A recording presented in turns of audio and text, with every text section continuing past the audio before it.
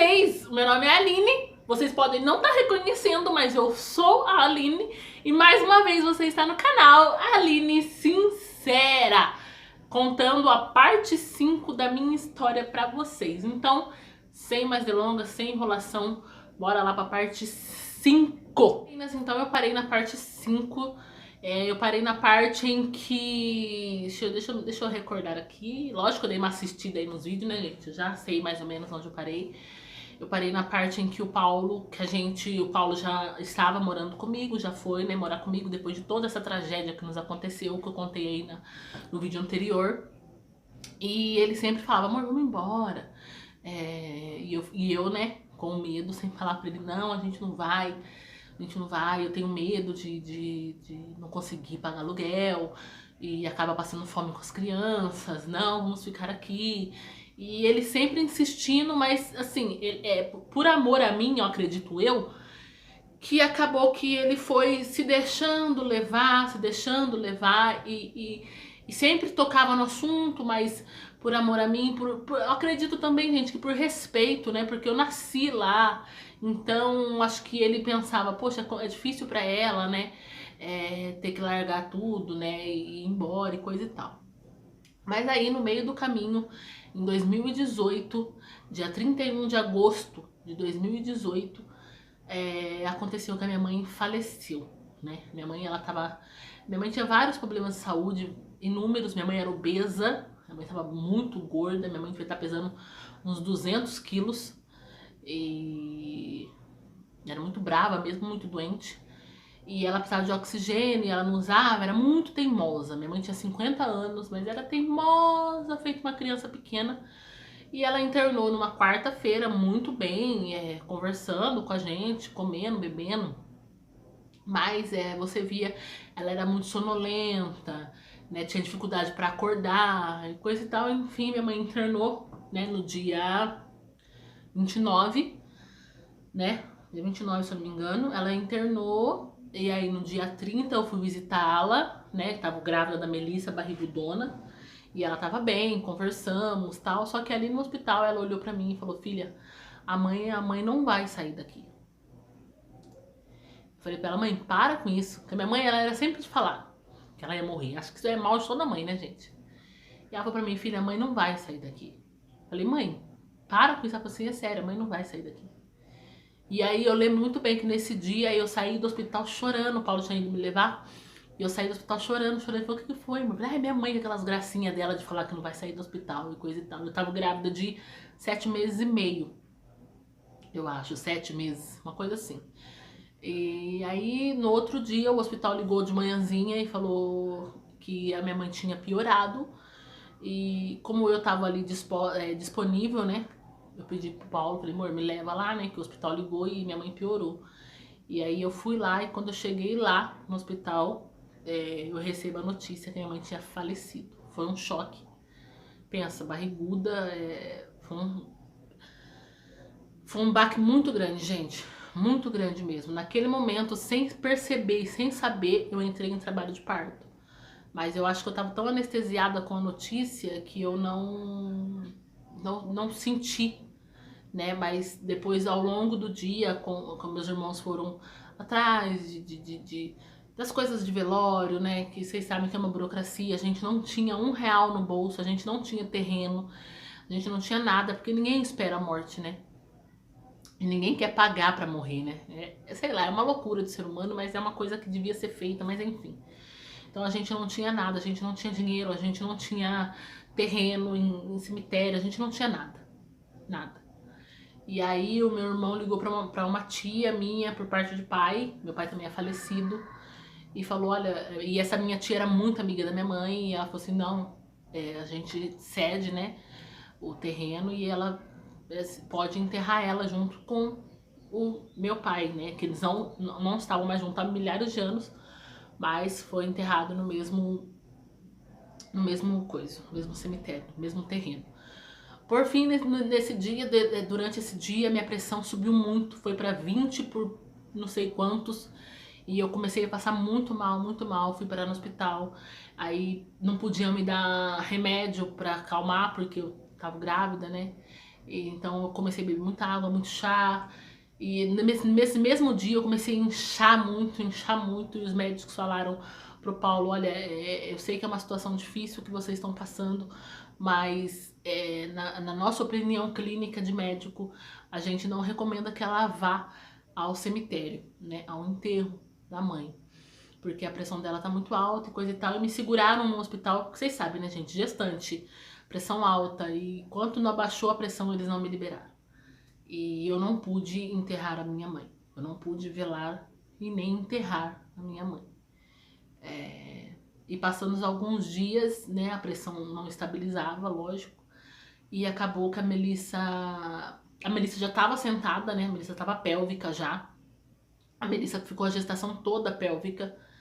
E aí eu comecei a passar muito mal, a pressão subiu demais. E eu comecei a sentir algumas dores. Passado alguns dias do falecimento da minha mãe, eu comecei a sentir algumas dores.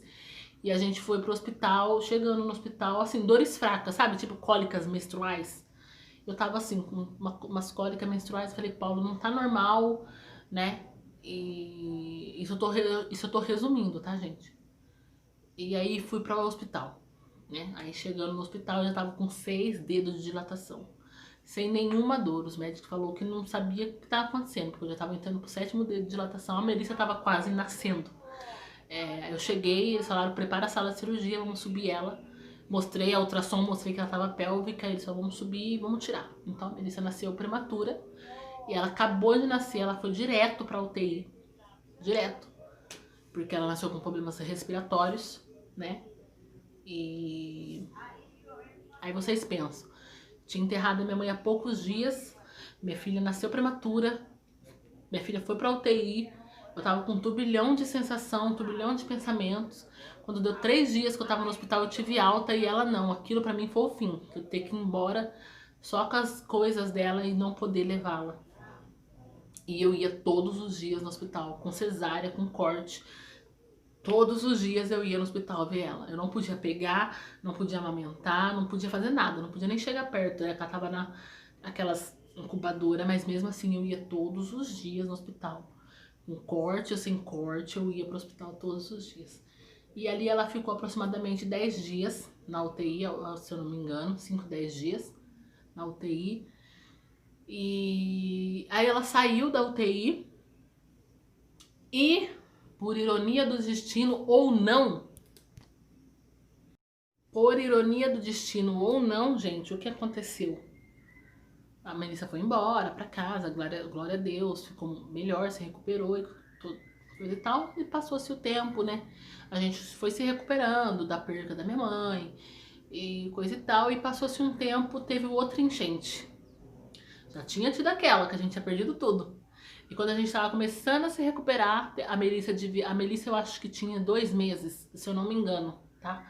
A Melissa devia ter uns 2 meses, teve outra enchente. E essa enchente veio muito rápida.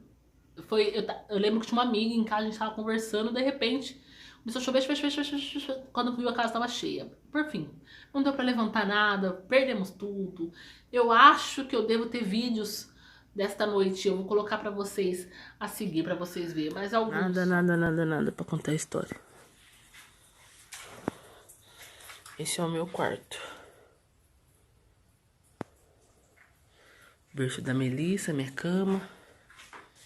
Tudo foi-se embora. Casa. E essa é a situação. A água baixou. Eu vim limpar. São 7 horas da manhã. Bom, gente. Eu vou começar a limpar aqui. Eu tenho que aproveitar que o Paulo tá aqui em casa ainda, como eu disse, né? E é isso, meninas. Do mais...